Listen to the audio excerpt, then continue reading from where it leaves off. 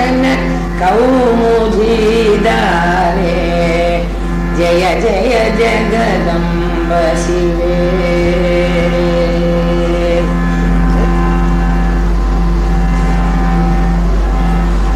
पाण्डित्यं परमेश्वरि स्तुतिविधौ नैवाश्रयन्ते गिरा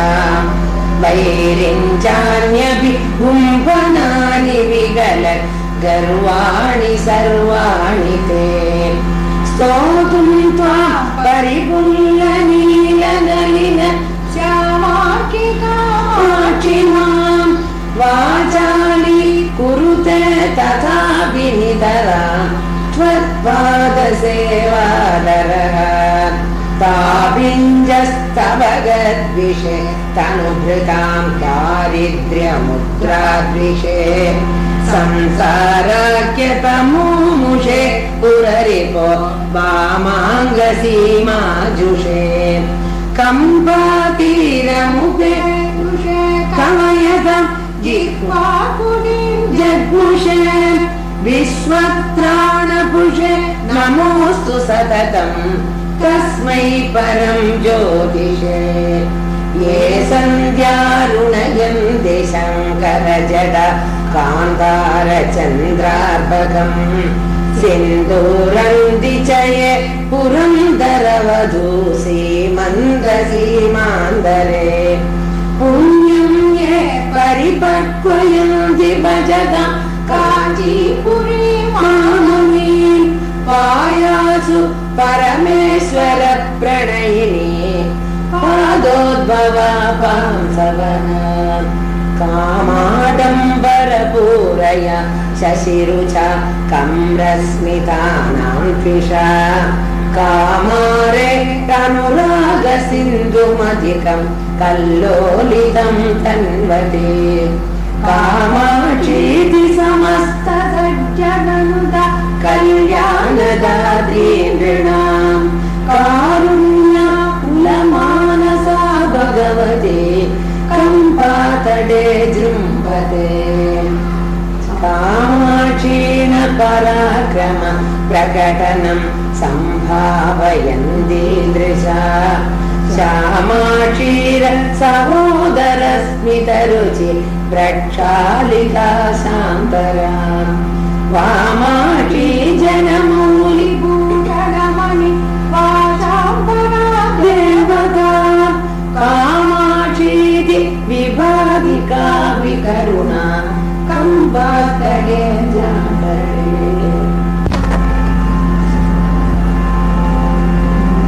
श्यामा काचन चन्द्रिका त्रिभुवने पुण्यात्मरामानने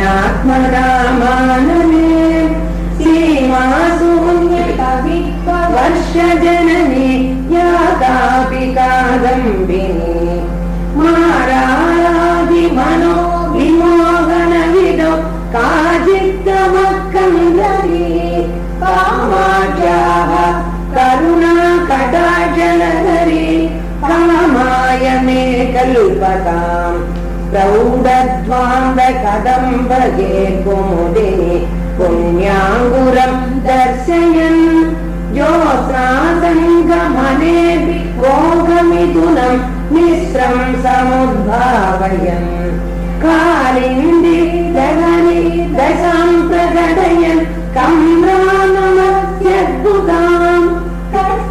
नेत्रमहोत्सवो विजयते काञ्चीपुरे शूलिनः तन्त्राहीनतमालनीलसुषमैः तारुण्यलीलगृहैः तारानाथ किशोरलाञ्छितकचैः ताम्रारविन्दे क्षणैः मातः संश्रयतां मनोमनसि च प्रागल्भ्यनाडिन्दमैः कम्पादीरचलैर्घनस्तनफलैः पुण्याङ्गुरैः शाङ्करैः नित्यं निश्चलतामुपेत्य मरुतां रक्षाविधिं पुष्णति तेजस्सञ्चय पादवे किरणात् उष्णद्युतेर्मुष्णति काञ्ची मध्य गदामि दीप्ति जननि इष्कान्तरे झुम्बते काचिच्चित्तमवास्मृतापि तमसा निर्वापिका दीपिका कान्त्यैकेशरुचां चयैर्भ्रमरितं मन्दस्मितैः पुष्पितम् कान्त्या पल्लविदं पदाम्बुरुहयो नेत्रद्विषा पत्रितम् कम्पातीरवनान्तरं विदधति कल्याणजन्मस्थले काञ्ची मध्य महामणि विजयते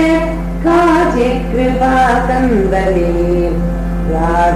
राधाचन्द्रसमान कान्तिवदन नागाधिराजस्तुता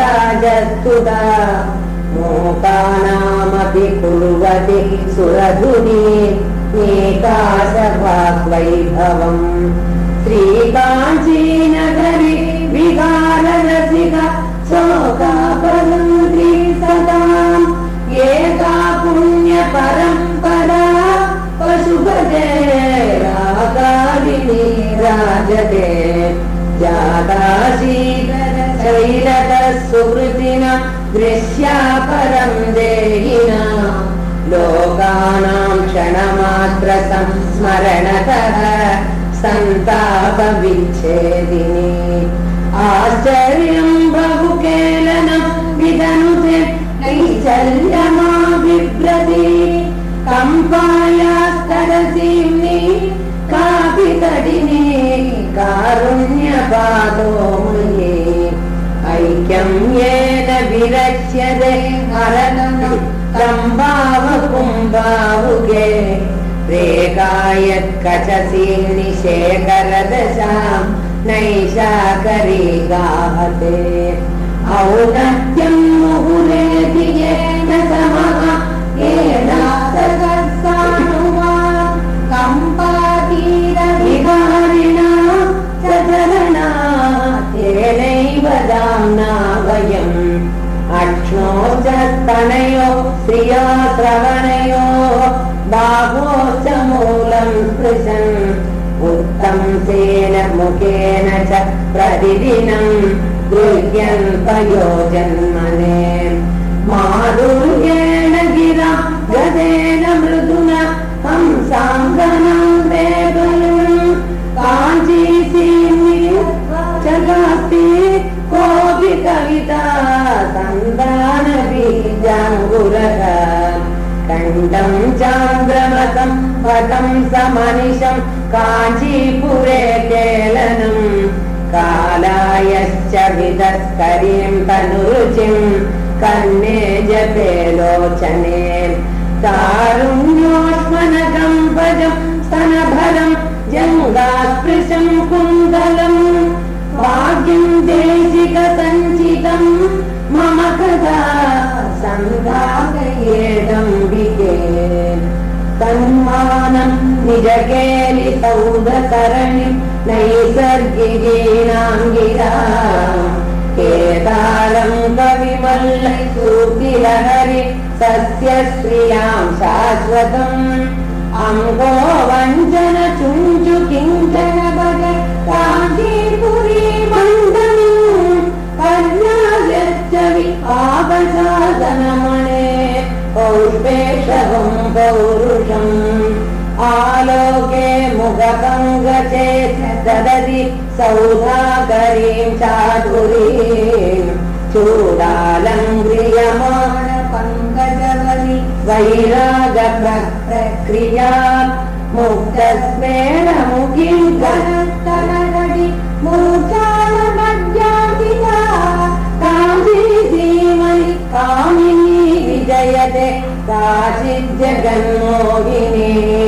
यस्मिन्नम्ब भवत्कटाक्षरजनि मन्देवि मन्दस्मितज्योत्स्ना संस्नदिता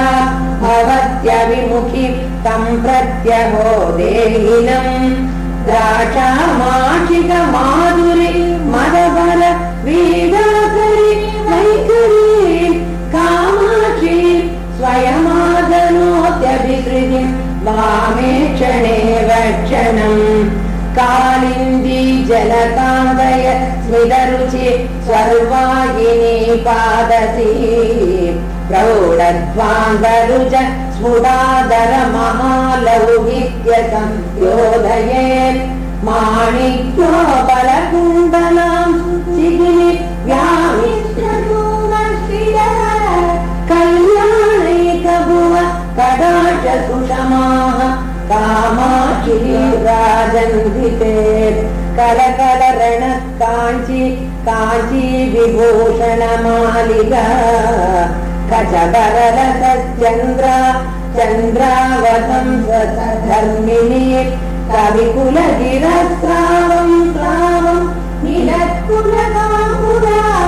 विरचिरशिरकम्बा कम्बातटे परिशोभते सरजवचतां वीची नीची भवन् मधुमाधुरी भरितभुवनाकीर्ते मोतिर्मनोभवजित्वरी जननी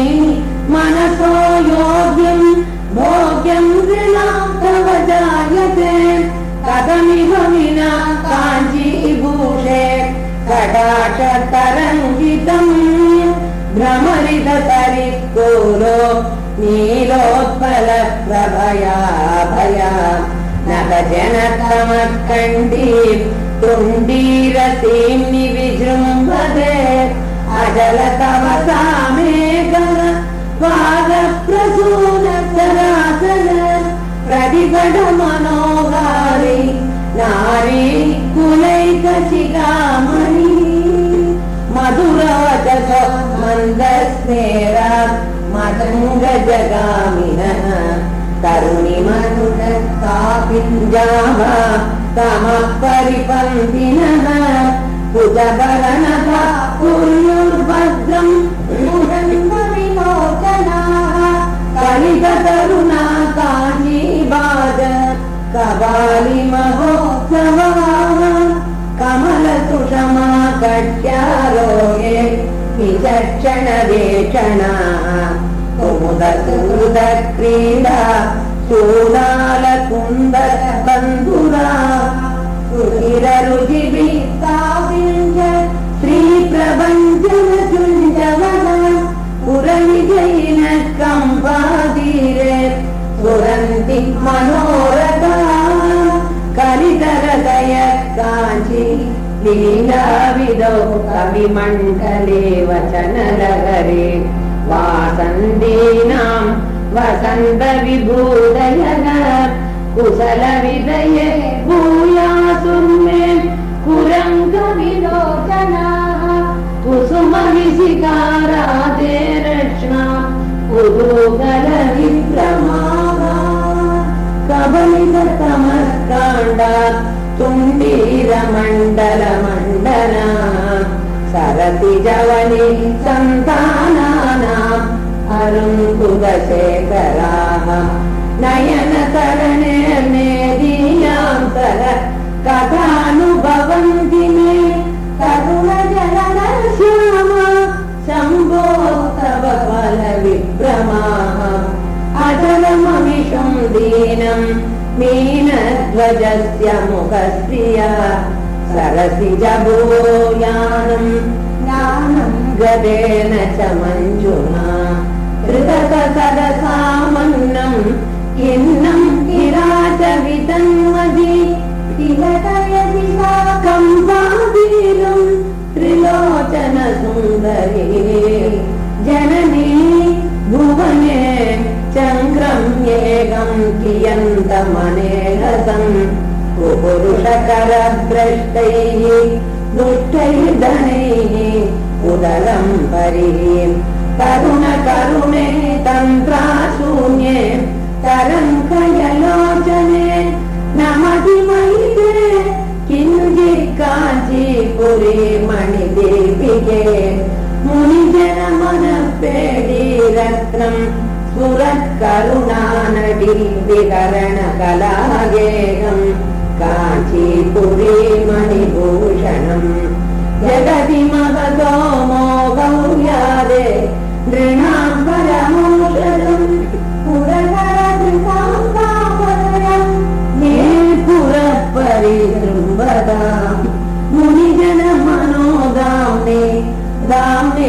सोमय जानवी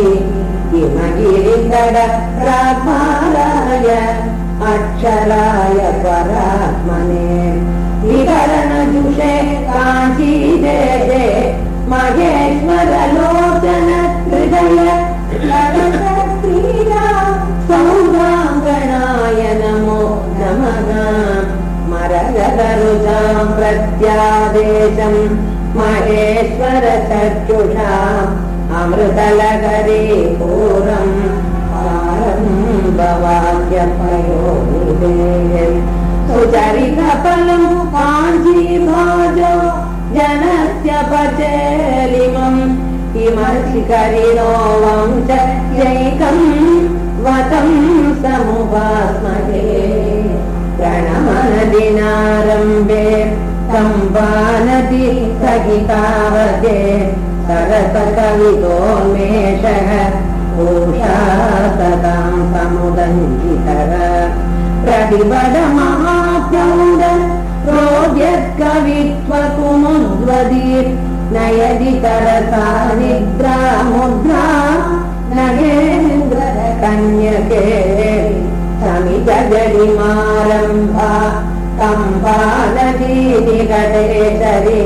निगतदुरितस्तोमा सोमार्धमुण्डितकुण्डला परितसुमनोवाञ्च पाण्डायुधि परदेवतां सफलयतु मे नेत्रे गोत्रेश्वर प्रियनन्दिनी मम तु दिषणा पीड्या जाड्यादिरेककथं त्वया कुमुततुषमा मैत्री पात्रीवतं सितकुण्डलां जगति समिदस्तम्भा कम्पानदी निलयामतौ श्रयति जल चन्द्रावतं सधर्मिणीं परिमलपरिपापोद्रेकं पयोमुचिताञ्जने शिखरिणि पुनर्द्वैधीभावं शशिन्यरुणाकपम् अविदजनयन्तं लक्ष्मी अनम्बुनिकोऽप्यसौ कुसुमधनुष काञ्चीदेशे चकास्ति पराक्रमः पुरदमयितु वामोदङ्गस्थलेन रसज्ञया सरसकवितावाजा काञ्चीपुरोदरति मया परिसरै नीराराते वधूदिनकृत्रिमैः किविवनतुलामस्मच्चेदो महेश्वरी गावते नयनयुगले आस्वादेन कदानुपले ग्रहीं विदधति गहव्यादुर्वाण गजेन्द्रचमत्क्रिया मरगदरुजो माहेशानं धनस्तननमृता सुहृदविभवा प्राज्ञ काञ्चीवतं सदुरन्ध्रया मनसि जयत पारम्पर्यं मरन्दजरीसुवां कविकुलगिरां कन्दं कम्पानदे तटमण्डलम् मधुरललितं मद्गं सख्यं मनीषि मनोहरं पुरविजयिन सर्वस्वं तत्पुरस्फुरुते सदा शिथिलितकमोलीलां नीलारविन्दविलोचनां गगनविलसत्पालां श्रीकामकोटिमुपास्महे करदृजगच्चूडां कालारिचित्तहरां परां मनसि च कृपालीलां लोलालकाम् अलिकेक्षणां कलालीलाशालां कविकुलवचकैरववनि सरज्योत्स्नाधारां शतधरशिशु श्लाघ्यमुकुटे पुनीतेन कम्पा पुरितसदसौहार्दसरला कदाचित् चक्षुर्मार्गं कनकगिरितानुत्तमहिषे नमस्तान्नं वेद्यः सनगरिमगरुवेण गुरुना ददानेभ्यश्चूडाभरणममृतस्यं विशिशिरम् सदा वास्तव्येभ्यः सुविदुदुलिकं वाक्यतरितो यशो व्यापारेभ्यः सुहृदविभवेभ्यो रदिपदे असूयन्दी काचिन् मरगतरुचो नाहि मुकुटी कदम्बं चुम्बन्दी चरणनगचन्द्रांशुपटले समो मुद्रा विद्रावयतु मम कान्ति निलयः आरोसङ्ग श्रीमन् मणिगृहमहादीपकलिका अनाद्यन्ता काचित् सुजननयनानन्दजननी निरुन्धाना कान्तिं निजरुचि विलासैर्जलमुषां स्मरारे तारल्यं मनसि जनयन्ति स्वयमहो गलत्कम्पा चम्पा परिलसति कम्पा परिसरे सुधाडिण्डीरस्त्री नितरुचिषु तुण्डीरविषयं परिष्कुर्वाणातो परिहसितनीलोत्पलरुचिः सनाभ्यामानन्द सबगयतु मे काङ्क्षितरुचिं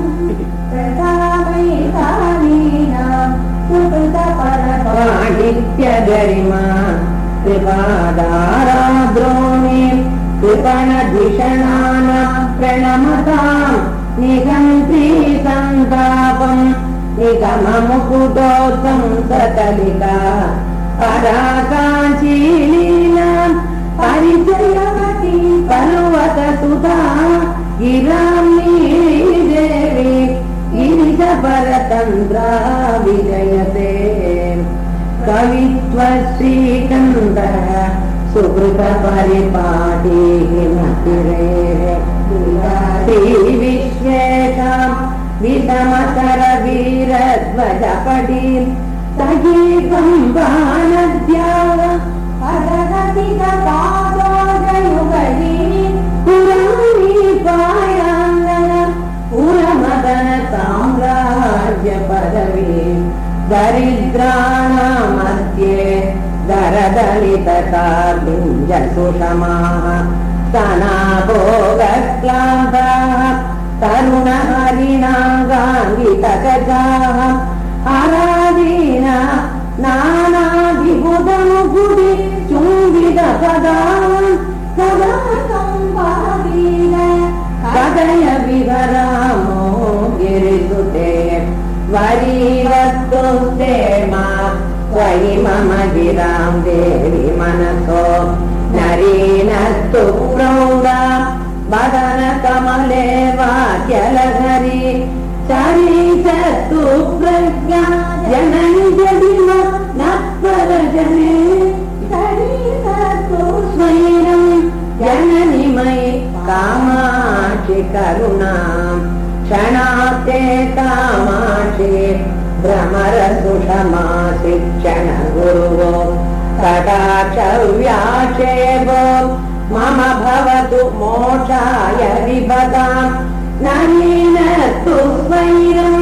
पतननगरी निश्चलपुरी तरिद्वीति ईकीकरण पटुरास्ये मम सदा पुरस्तां मे भूय प्रशमन परस्तां मम रुचां प्रसारत्येकं पातर्विकृति संवादिनिलशो हिमालयाभूरि कुरु सपदि दूरे कुरु तात्परि पाकं स्वर्गं सपदि बुधलोकं जनयम्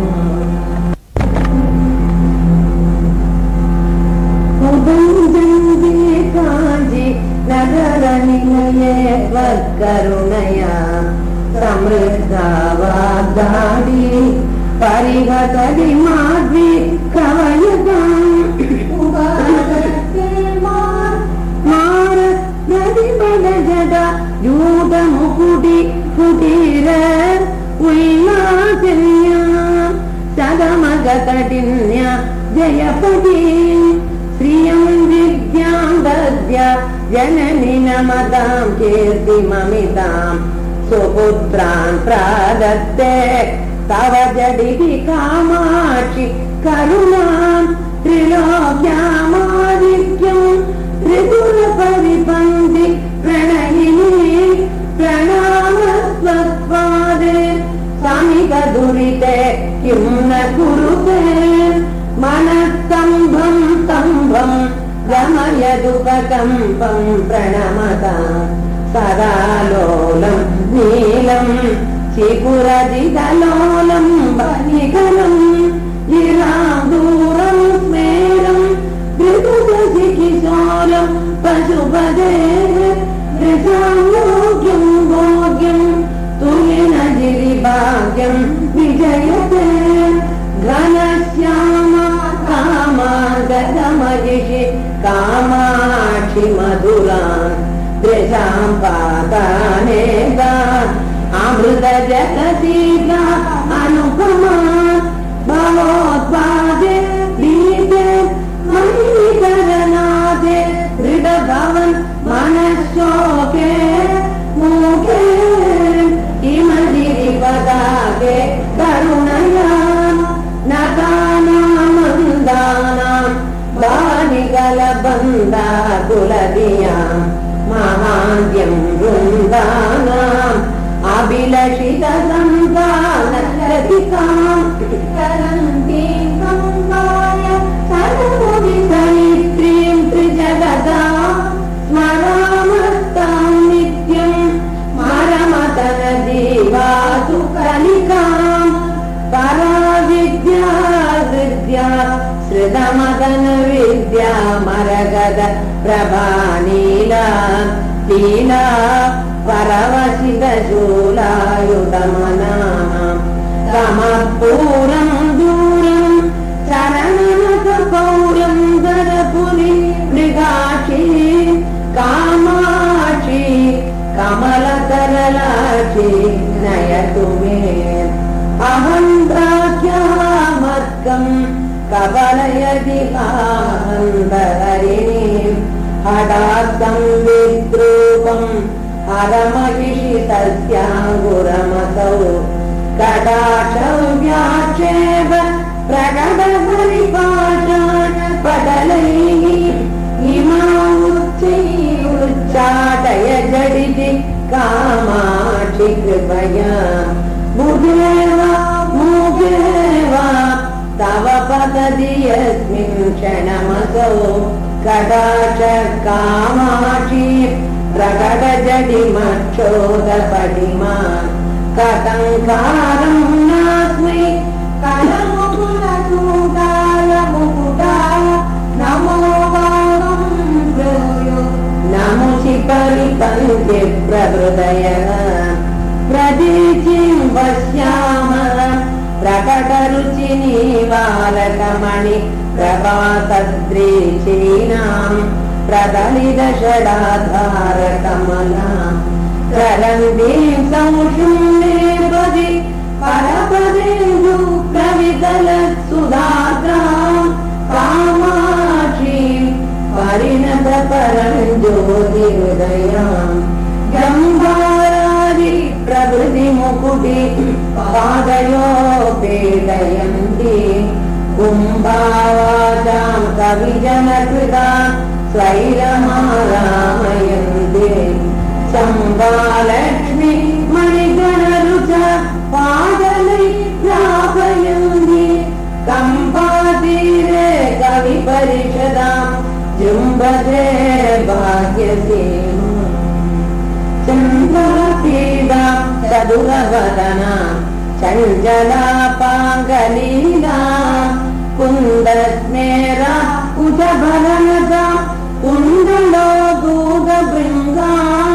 माराराते मदनसिगिना मां जननी दीपय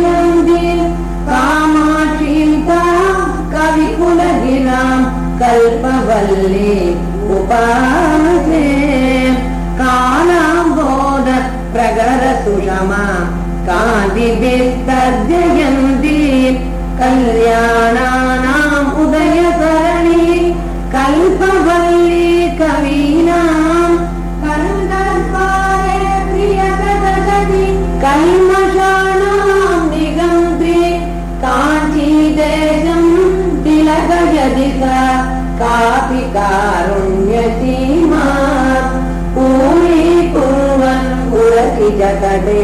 चातुरीं भूतलानाम् पादोजानां नयनयुगले पारिपङ्क्यं वितन्वन् कम्पातीर विवरतिरुज मोघयन् मेघशैलीं कोपद्वेषं चिरति कलयन् कोऽपि विद्या विशेषः काञ्चीलीला परिचयवदे कापिता बीजलक्ष्मी जाडारण्ये जन्मभूमि कृपाया माधुरश्री मधुरकविता चातुरी कोकिलानां मार्गे भूया मम नयनयो मान्मते कापि विद्या चेदुर्माद मरकतमयो भक्तिभाजां भवाब्दौ लीलालोला कुवलयमयी मान्मती वैजयन्ती कान्तिभूष पशुपतिदशा काव्यकालाञ्जनानि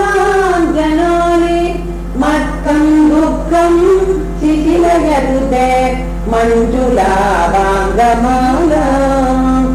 व्यावृण्माना कुवलयदल प्रक्रिया वैरमुद्रां व्याकुर्वाण मनसि च महाराजसाम्राज्यलक्ष्मीं काञ्चीलीला विवृतिरसिके काङ्क्षितं न क्रियासु बन्धच्छेदे तव नियमिना बद्धदीक्षा कडाक्षाम् कालाम्भोगे शशिरुचिदलं कैतटं दर्शयन्ते मध्ये सौदामिनी मधुलिकां मालिकां राजयन् अंसारावं विगतकमले मञ्जुमुल्लासयन्ति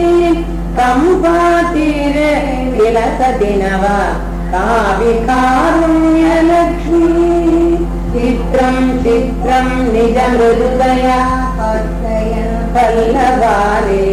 पुंसां कामान् भुवि च नियतं पूरयन् पुण्यभाजाम् जातश्चैन न तु जलनिधे स्वैरसंसारशीलः कान्तिभूष कलयतु शिवं कोऽपि चिन्तामणिं मे ताम्राम्भोजम् निकटे तत्र बन्धूरपुष्पम् तस्मिन् मल्लि कुसुमसुषमा तत्र वीणानिनादम् व्यावृण्वाण सुहृदनगरे काञ्चीनगरा ऐशानी कलयति कराम् ऐन्द्रजालं विलासम् आहारं संकृतसरसा आश्रये साधकानाम् आकाशोपर्यविचकलयन् आलयं तुङ्गमेषाम् कम्पातीरे विवरवितरं कामधेनुक्लवीनाम् मन्दस्मेरो मदननिगम प्रक्रिया सम्प्रदायनम् आद्रीभूतैः अविरलकृपैः आर्तलीलाभिलासैः आताभूमैः अधिकचपलैः रञ्जिताम्भोजशिल्पैः कान्तिलक्ष्मी ललितभवने कान्तिकैवल्यसारैः कास्मल्यं न कवलयतु सा कामकोटि कटाक्षैः आधूमङ्के तरलनयनैराङ्गजी वैजयन्ते आनन्दिन्यै निजपदजुषाम् आतकाशीपुरायै आत्मा हृदयमखिले आगमाय प्रपञ्चैः आराध्यायै हृदयदितराम् आदिमायै जनन्यै दूरं वाचां दुःखसिन्धोत्तरित्रम् मोहक्षेलक्षितिरुभवने दूरधारं कुटारम् कम्पादीर प्रणयिकविद्वन्निगोप्यचरित्रम् शान्त्यै सेवे सकलविपदां सागरं तत्कलत्रम् खण्डीकृत्य प्रकृतिकुटिलं कल्मषं प्रादिवस्त्रे सुन्दरत्वम् निजपदजुषां शून्यतन्त्रं दिशन्ति युण्डीराज्ये ममदिविषये स्वर्णवृष्टिप्रदात्री चण्डीदेवी कलयति रतिं चन्द्रचूडालचूड येन ख्यातो भवति तद्रति पूरुषो मेरुदन्वा यत्र कोणे मदननिगम प्राभवं भोभवीति यत्प्रीत्यैव किं वदामः कम्पातीरे सजयति महान् कश्चिदो जो विशेषः धन्या धन्या गदिरिगगिरां देवि कामाक्षि यन्मे निन्द्यां विद्यात् सदति जगतां कल्मषादुन्निषन्तीं साधी माध्येरसमधुरता वञ्चिनी मञ्जुप्रीति वाणी वेणी जडिति वृणुता स्वस्तुनिर्वर्धिनी मां यस्यावाटी हृदयकमलं कौसुमी योगभाजां यस्यापीठी सततशिशिरा श्रीकरै माकरन्दैः यस्यापेटि सुजपरचलन् मौलिरत्नस्य काञ्चिरे सा मे सोमाभरणमहिषी साधये काङ्क्षितानि एका माता सकलजगदामीयुषि ज्ञानमुद्रा एकाम्राधीश्वर चरणयो एकतानां समिन्दे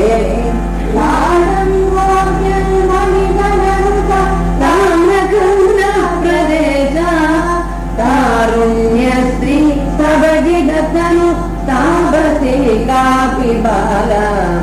दन्धादन्धि प्रकटनकरी दन्दिभिर्मन्दयानैः मन्दाराणां मदपरिणतिं मत्नदीं मन्दहासैः अङ्गूराद्य मनसि गतरो अङ्गिकाभ्याम् अन्धकाञ्ची स्फुरति जगदाम् आदिमातापि माता त्र्यम्बककुटुम्बिनीं त्रिपुरसुन्दरीमिन्दिराम् पुलिन्दपदि सुन्दरीं त्रिपुरभैरवी भारतीं मदङ्गकुलनायिकां महिषमर्दिनीं मातृकां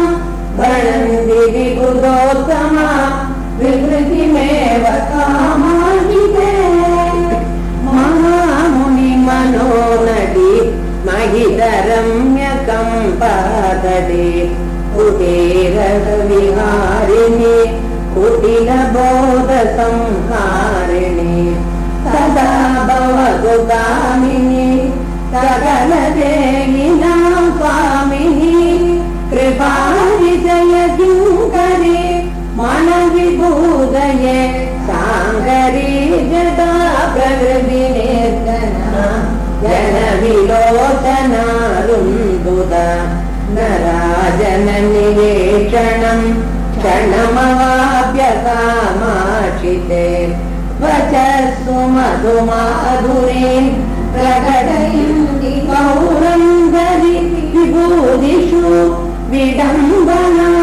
बहुषि मानदि प्रक्रिया घनस्तनतटस्फुट स्फुरितकञ्जुली चञ्चलीकृत त्रिपुरसाधन सुजनशीलितोपासना त्रिशोतरणिमश्नुते मम तदानुकाशीपुर परापरमयोगिना मनसि चित्कला पुष्कला कवीन्द्रहृदये चरि परिगृहीतकाशीपुरी निरूढकरुणाजरी निखिललोकरक्षाकरे मनःपदवीयसि मदनशासन प्रेयसि महागुणगरीयसि मम दृशोऽतुने दीयसि धनेन नरमामये कलजनान सेवामये न चापलमयामये भवभयामये स्थिरां तनुमये धरां मनसि किञ्च काञ्चीरथ स्मराङ्गद कुटुम्बिनी चरणपल्लवो कातना सुरापरिजन वपुर्मनसि जाय वैरायते त्रिविष्टवनिदम्बिनी उचतटे चके सुरवयो मनस्तरुणिना दरिद्रस्य वा कटाक्षकरणोषणं निपतितस्य कामाशित पवित्रय जगत्त्रयी विभुत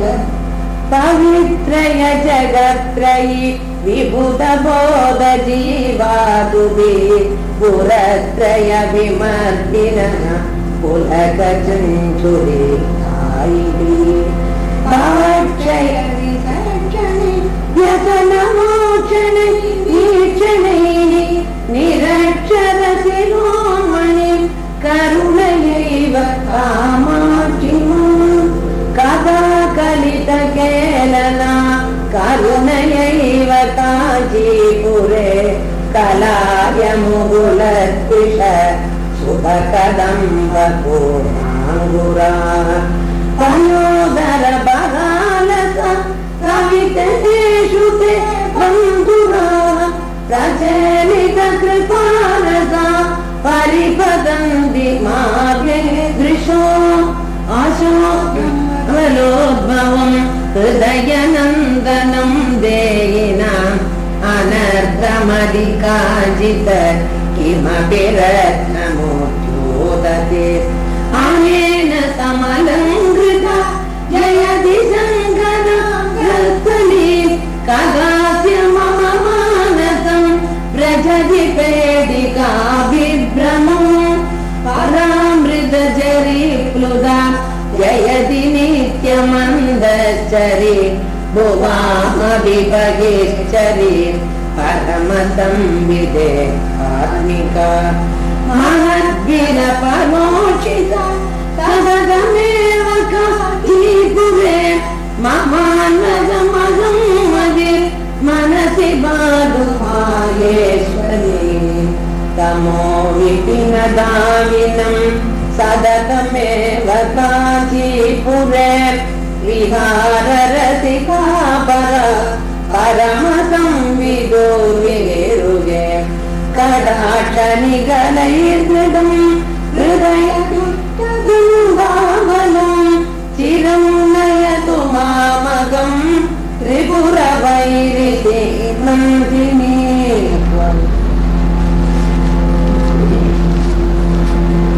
त्वमेव सजि चण्डिका त्वमसि देवी चामुण्डिका त्वमेव परमात्रिका त्वमपि योगिनी रूपिणी त्वमेव किल शाम्भवी त्वमसि कामकोटि जया त्वमेव विजया त्वयि त्रिजगदम्ब किं ब्रूमहे परे जननि पार्वती प्रणतपालिनि प्रादिभप्रदात्री परमेश्वरी त्रिजगदाश्रिते शाश्वते त्र्यम्बककुटुम्बिनी त्रिपदसङ्गिनी त्रिक्षणे त्रिशक्तिमयि वीक्षणं मयि निदेहि कामाक्षिते मनो मधुकरोत्सवं विदधति मनीषाजुषां स्वयं प्रभव वैखरी विपिन वीतिकालम्बिनी अहो